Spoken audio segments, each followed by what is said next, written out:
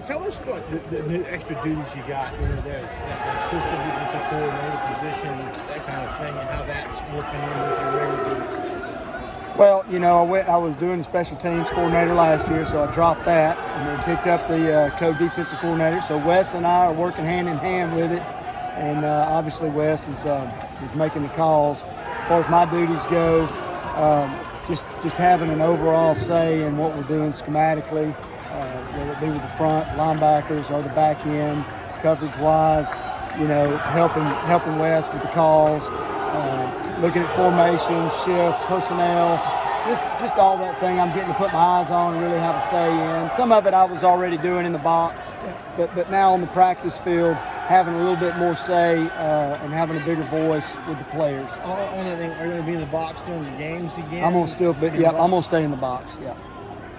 How has Sherrod come in and kind of immerse himself in the defense? Sherrod is playing really good, so he is still learning. A lot to learn, but he's really exceeded my expectation with his speed, his coverage ability. I knew he was a physical player, but the way he can cover and his instincts, being able to see things and read offenses is really special. He's going to be a special player. I mean, now that Tyler has gotten another surgery, do you have any timetable? Do you know that he might not be ready for?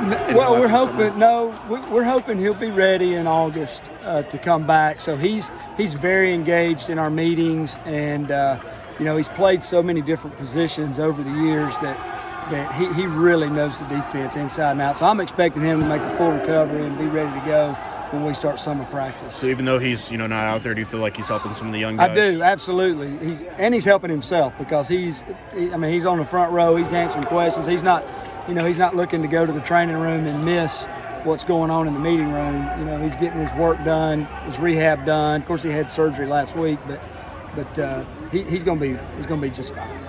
As far as that roster of safeties goes, this got to be the most physically similar group you've ever had? Yeah, I mean, we've got a lot of continuity back there, and I feel like we've got a lot of guys that know what to do.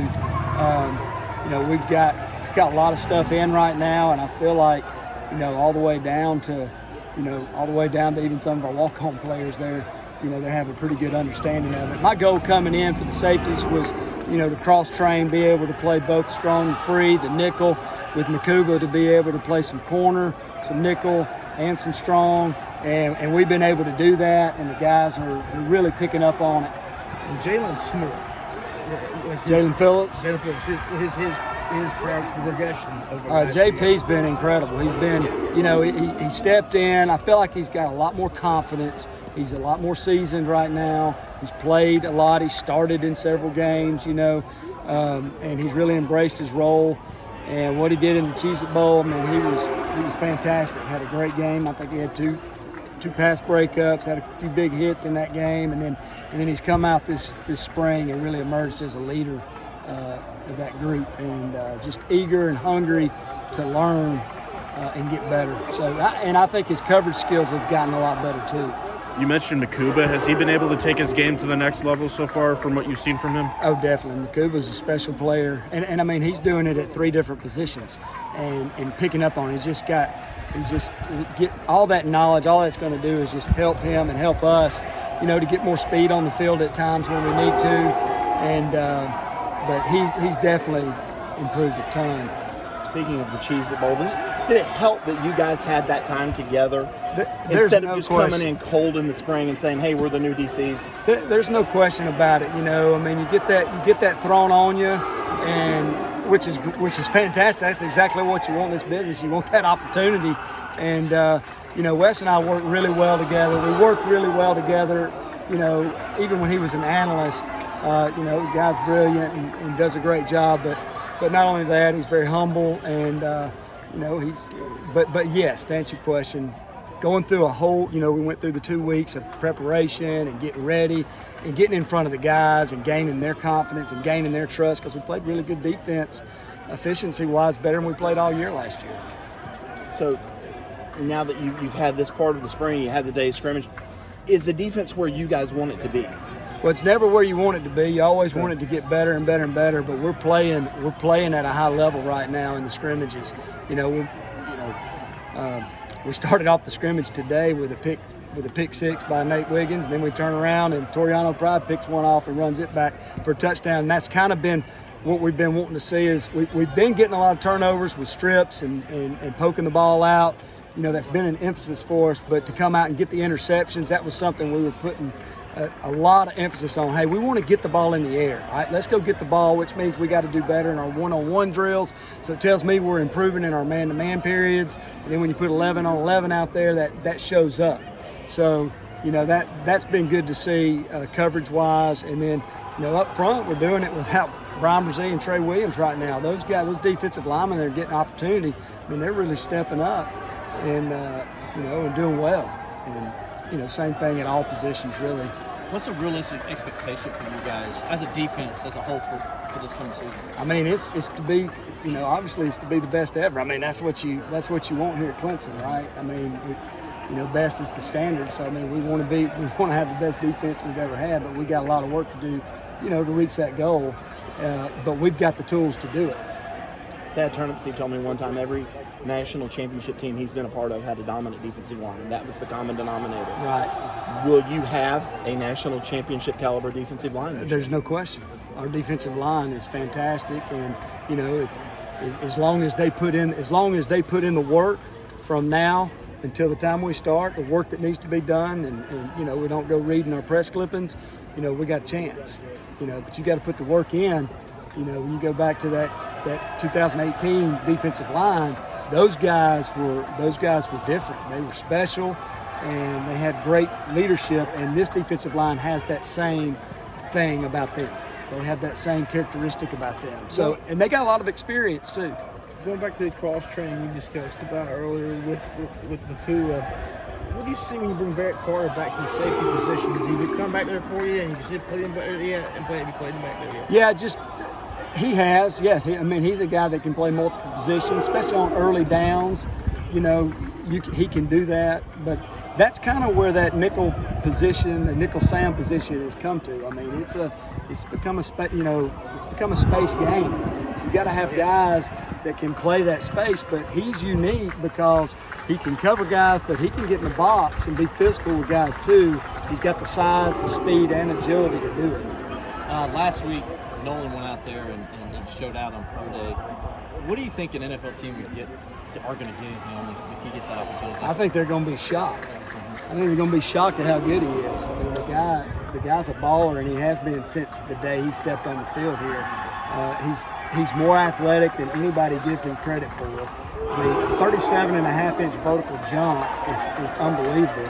And then you go turn into 4.40. But they're going to get a smart player, which is probably what they think they're getting. I'm getting a smart player, but they're going to get the athleticism that they don't expect. The guy has incredible hips, the way he can swivel his hips and the way he moves. I mean, he just kind of glides across the field. And he's got great instincts. He's going to spend the time in the film room. He's going to understand offenses. He's going to understand routes. He's going to understand reads. And, I mean, somebody's going to get a really good player out. Do you think he can? I know it's a $1 million question. Do you think he can get drafted maybe day 3, maybe?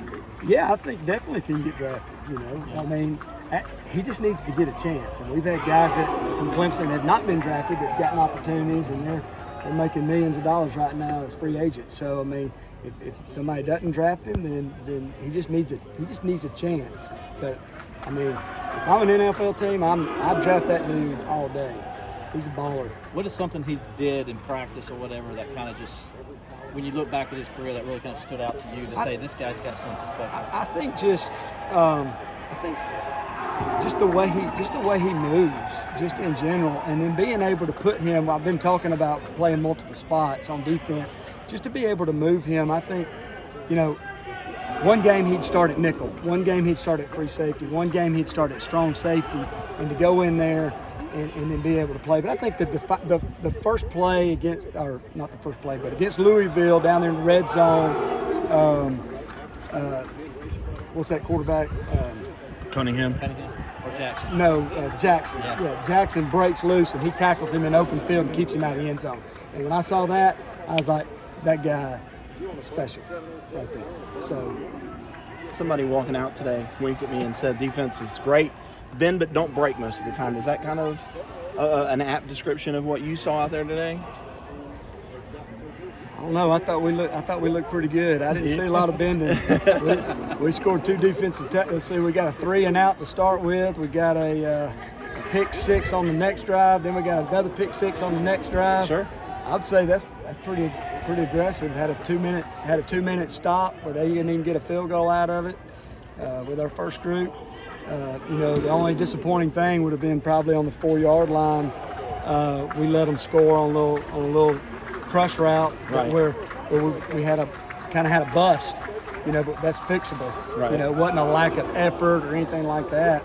So I wouldn't say we've been a whole lot. So Wes has said he's going to simplify things, or you guys are going to simplify things.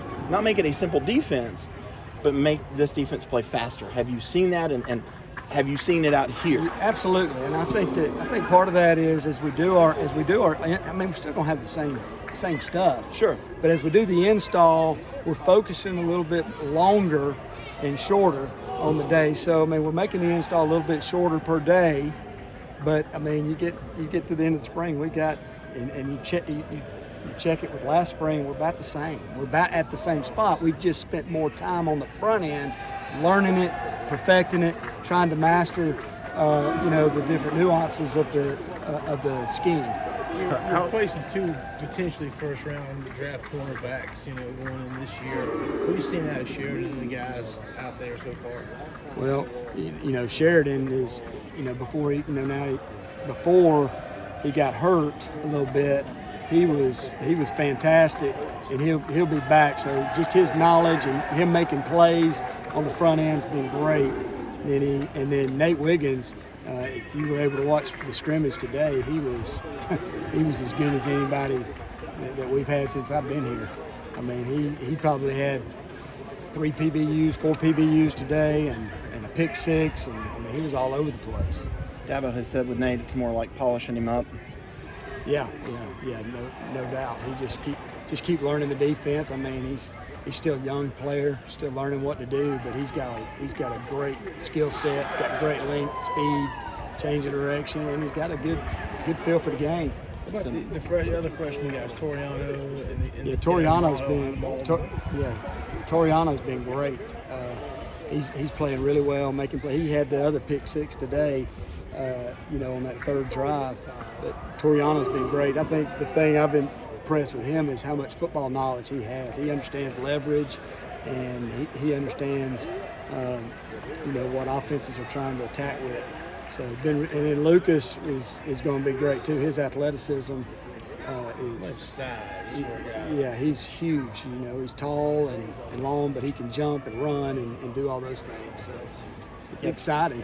3 practices in the spring game. What do you want to see? Or maybe it's 4 practices, but a few, and then the spring game. What do you want to see here at the end? Well, I'd like to see us continue to improve, coverage-wise, continue to get better, with our keys and reads. Just continue the cohesiveness and just keep building confidence. I think that's the main thing. Guys just need to be confident in what they're doing, play fast. Take about question, 2 more until you can get to the Southern That baseball question, game. Communication level, between staff to team on the field when you got doing scrimmage stuff. Have you gotten since this bowl game to now? Have you got to a point now where you feel like that snaps on, just goes? Yeah, the communication has been great. It's been great with the staff. It's been good with the players too. But you can always improve the communication, I think, especially with young players. And what I want them to be confident in the communication. Confidence comes from knowledge. So the more they know and the more they can learn and retain, the faster they can play and the better they can communicate. And, with knowledge comes confidence. With confidence comes that communication that you want.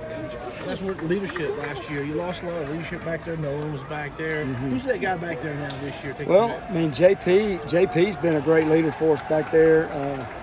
Tyler Venables, I know he's not out there on the field right now, but his leadership in the meeting rooms and off the field has been great. And then RJ Mickens has shown some leadership. Makuba has shown some leadership. I mean, all these guys are.